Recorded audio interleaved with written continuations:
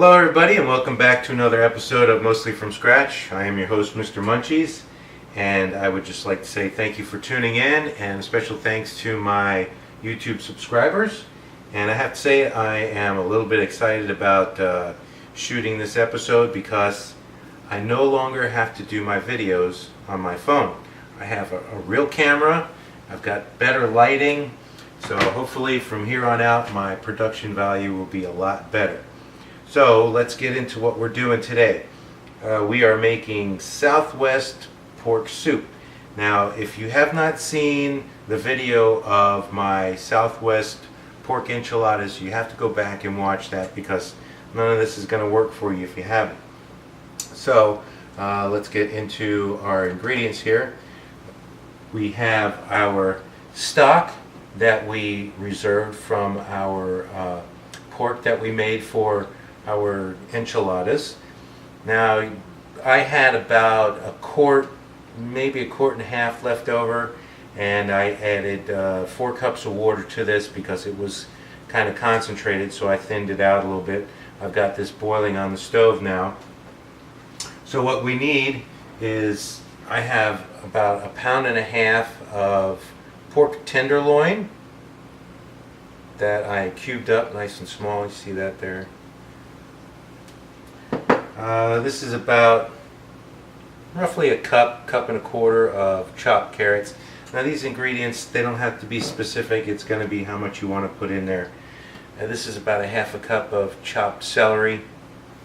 I've got 2 baking potatoes that I've chopped up, and a can of red beans. This is optional. You can add other vegetables if you want. Now if you have not watched the video for the pork enchiladas, you have to watch that because the ingredient list is in that video. But if you don't want to make the enchiladas and go right to the soup, you can do that. Instead of using the pork shoulder, the Boston butt, you can use the pork tenderloin or pork roast, or if you want, you can just go ahead and use that pork shoulder to make the soup with as well. So we've got our stock boiling. I'm going to go ahead and add our meat to this. Nice and easy so it doesn't splash everywhere. Because it seems like I can't get through one episode without making a mess somewhere.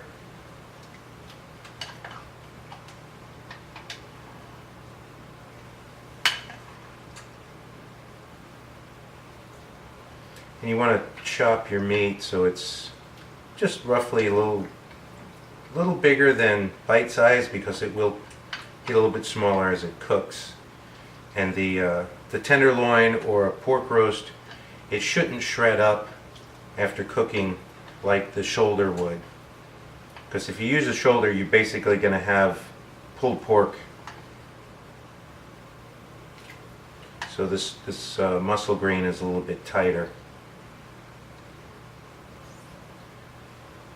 Alright, that's in there. I'm going to go ahead and add our carrots. Nice and easy so we don't make a mess or get scalded. Our celery.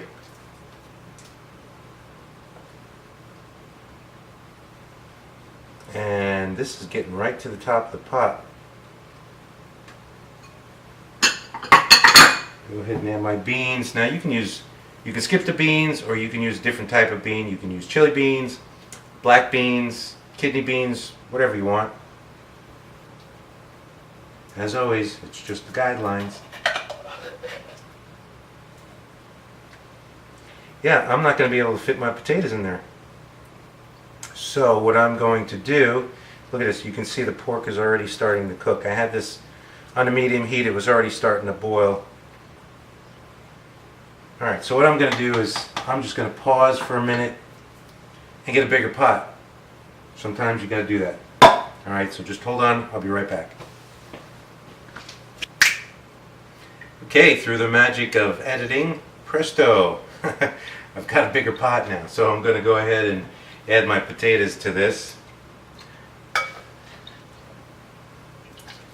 Nice and easy so we don't make a mess. Because I did make a mess while I was switching out pots, believe it or not.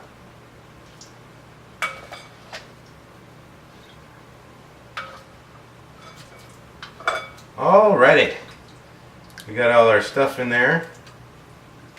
Now we're going to let this cook for, I would say probably about, minimum would be 45 minutes on a, probably a low simmer, medium simmer, because we might want to make sure that the pork gets cooked all the way through. And half hour, 45 minutes, pull a piece of that pork out, cut it open, check it. If it's done, it's ready to go. So I will let this simmer. I'm going to put a top on it and come back in about half hour, 45 minutes, see what it looks like. See you then. Told you I'd be back. It's been roughly an hour and a half. I checked it at the 45-minute mark.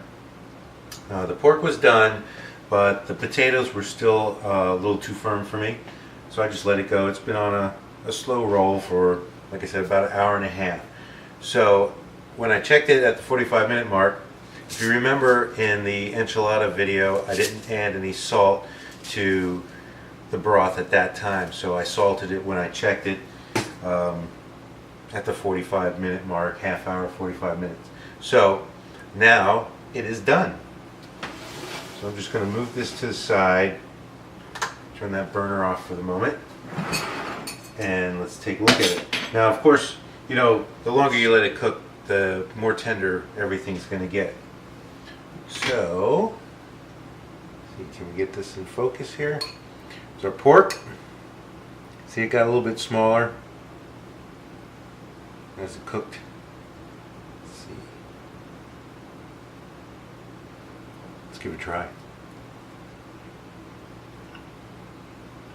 Yummy.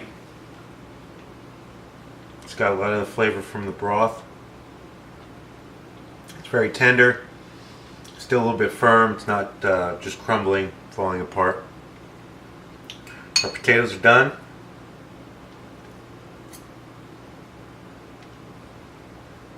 Oh yeah, nice and tender.